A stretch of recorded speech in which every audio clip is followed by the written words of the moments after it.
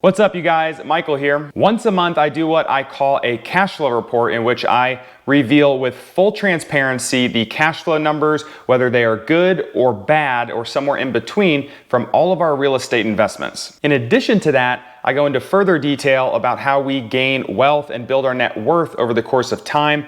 So I'm going to go in detail on the equity gain from both principal paydown and forecasted appreciation rates. So if you guys hang around till the end of the video, I'm going to disclose all of this information down to the penny and provide full transparency. For those that are new to this channel, my goal here is to provide some insider tips on how you guys can start investing in real estate or in the stock market or other, just improve your overall personal finance situation and maybe achieve financial freedom sooner than you may think. This is not a get rich quick scheme. It is more of a building long-term wealth strategy. People get rich slowly by investing in things like real estate. All right, before we dive into the numbers, if you guys can do me a favor, just tap the like button below.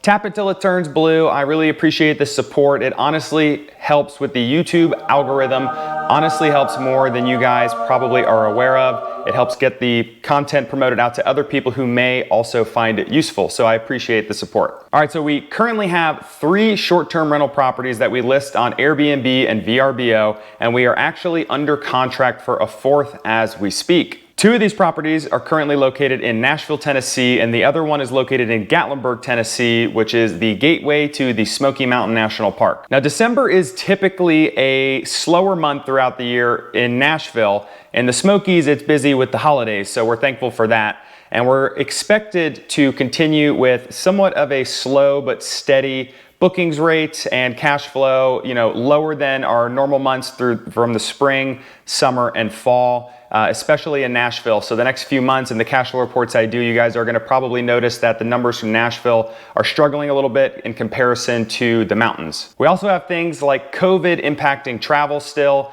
and the city's not quite fully opened up. All the bars and music venues are open to limited capacity and only open to maybe 10 o'clock at night. So that is hurting travel. And also we had the Nashville bombing, which was an insane event that happened on Christmas morning. So a lot of crazy things happening in Nashville. We're hoping for a better 2021 than 2020. All right, so let's go ahead and break these properties down in full detail. So hang with me till the end. Property number 1 is a larger place here in Nashville, Tennessee. It's about 10 minutes to downtown. It is a 4-bedroom, sleeps up to 12 guests. And in the month of December, we brought in $4,299.04 in revenue, after we had several cancellations and had to lower our prices, and we didn't even get all those dates rebooked. So we only had 3 total bookings that were paid out in December. Now, all in our expenses, and this is including operating expenses, which includes taxes, insurance, utility bills, cost to operate the property. We're also going to include the debt service or our mortgage obligation to the bank and our cleaning fees as well. So all of our expenses net added up to $4,161.77, which left us with an extremely disappointing cash flow of $137.27. And this number is usually much higher. And when there's full tourism in Nashville, this number is expected to be in the several thousands of dollars. But hey, we will take what we can get and count our blessings right now with the lack of tourism and COVID still lingering around and all the other things happening in Nashville. We'll take a positive cash flow for the month of December. Property number 2, also located in Nashville. It's a smaller place. It is a townhouse in downtown. You could walk to Broadway, all the bars and all the action, and that sleeps up to 8 people. It's a 2-bedroom place. Similar to the other Nashville property, we had several cancellations for Christmas, New Year's, actually booked multiple times and recanceled, so we struggled a little bit, had to lower our prices, but this property actually did a little bit better. I think it's because it's a smaller property, so we had more midweek stays than we did with our larger place. We had 7 total bookings for the month of December here, which totaled $4,097.23. And our total expenses added up to $3,147.29, giving us a cash flow of $949.94. Also, pretty far below our expectations and what this property has done in past months and what we expect it to do come springtime and beyond for 2021. But hey, again, we'll count our blessings and we are cash flow positive nonetheless. Thankfully, we invested some money in a property in Gatlinburg, Tennessee in the fall of 2020. And this place has just gone absolutely bonkers the past several months, especially with the holidays and people fleeing the cities looking for a secluded getaway where they could still enjoy time with friends or family but not be in crowded areas. This place sleeps up to 16 people and we did a rehab on the property. It looks super cool, super nice, looks very different compared to the stereotypical cabin that you would find in the Smoky Mountains. Now, we even stayed in this property for 3 nights for a long weekend, which skewed our potential revenue that we could have earned. So just keep that in mind. It could have been even higher, which is wild to even think about. We had 6 total bookings in the month of December, which added up to a revenue of $19,247.75. And it was actually upwards of $20,247, but there was a massive storm. For those that are not familiar with East Tennessee, on Christmas Eve, we had many trees knocked over around town, including our neighborhood. We had a tree almost fall on our house, and 18,000 customers were without power for a minimum of 24 hours. And during this power outage, due to high winds, there was a massive snowstorm that locked everyone up in their cabins because it was unsafe to travel on the roads for 2 days. So the combination of the two created a really horrible situation, and we felt pretty bad that our guests had to go without power for 24 hours. We actually refunded them $1,000 to try and make sure they still enjoyed their trip and felt like they got what they paid for. Our total expenses for the month added up to $5,821.61, giving us a whopping cash flow of $13,426.14. And without the power outage and refund that we provided, it would be $14,426. So that is just from one property. I did a recent video on how one investment can set you financially free, and this has certainly been the case in the past couple of months with this mountain house. And we expect it to be a little bit slower in January and February.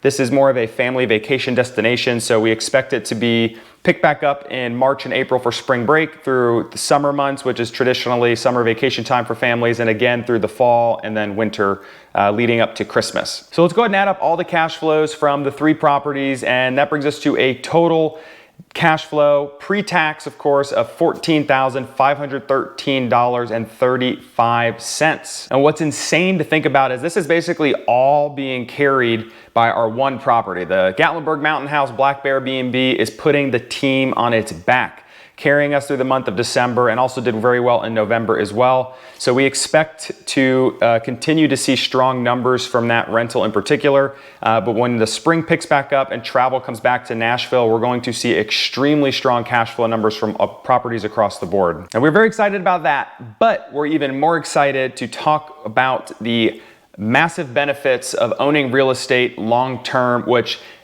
goes further than just the cash flow alone. So we're going to talk about how we're going to build our wealth long-term, which comes from principal paydown and appreciation. Now, part of the monthly expenses in owning rental properties is your debt service or your mortgage cost to the bank. Now, if you guys are not familiar with how a mortgage works, a portion of that is principal and the rest is interest. Now, each month over the course of the loan, let's just say it's a 30-year standard mortgage, we are paying a little bit more each month in principal. It goes up a tiny bit, and each month the interest payment actually goes down.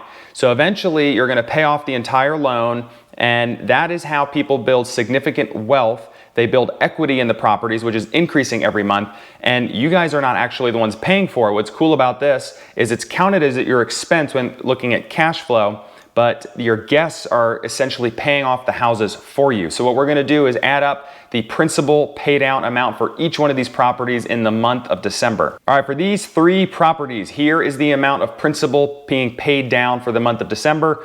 Property number 1 was $539.18. Property number 2 was $494.78. And property number 3, the mountain house, was $871.95. We add all these numbers up and we get a net gain in principal or equity being paid down on the house of $1,905.91. Now, on top of that, we do account for appreciation. Now, I do realize many of you watching probably don't want to account for appreciation, but over the long term, you are going to factor in some form of appreciation. I personally consider appreciation a hedge against inflation, but in certain markets where the supply is low and the demand is high and people are moving to the areas, or investors are flooding in areas like in Gatlinburg, Tennessee, that pushes prices of real estate higher. Now in Nashville, appreciation is between 5 and 8% the past couple of years, at least in the areas that I've invested in. And in Gatlinburg, it's between 8 and 10% over the past few years.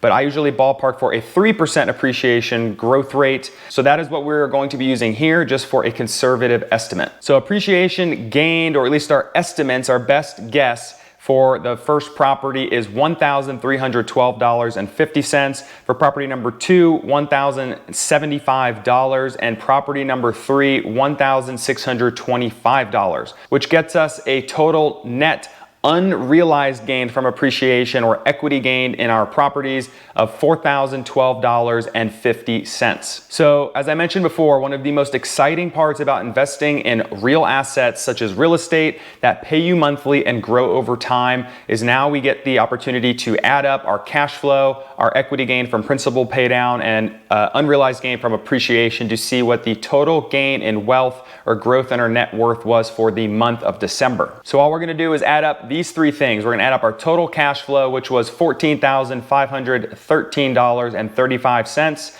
to our principal pay down, which was $1,905.91, and then finally add the appreciation of $4,012.50, which gets a total net gain in wealth of $20,431.76. Now, if you told me 1 year ago that this would be the amount that we're gaining in wealth and profitability in real estate just 1 year later, I would have told you you were crazy. I honestly did not think this would be possible, at least not this fast. So I hope to encourage you guys watching, regardless of where you are today or what you think you don't know about investing in real estate or just investing in general, you can learn it. And I promise you, most of the things you will learn is throughout the process of actually doing. And it's certainly never too late to start investing. For those of you watching who may be a little bit older, I encourage you guys not to be discouraged that, hey, I wish I started investing 20 years ago, because I don't want you to look back 10 years from now and say, man, I wish I really actually started investing at today's date. So I encourage all of you guys watching to take personal finance seriously, work hard for your money, but more importantly, make your money work hard for you. And after all, growing wealth is not a get-rich-quick scheme. In fact, the vast majority of self-made millionaires, their wealth and their status of being rich came over the course of many, many years. It was not an overnight success, even though it may seem like that on the television or on social media. Hopefully you guys found some value in this video, or at least found it entertaining. And if you don't mind, if you haven't subscribed yet, please do subscribe below and drop your comments. I want to hear from you guys. What are you guys investing in? What questions do you have? I'll try to sift through and answer or comment back at every single comment in due time. So thanks again for watching, and I hope to see you guys again soon.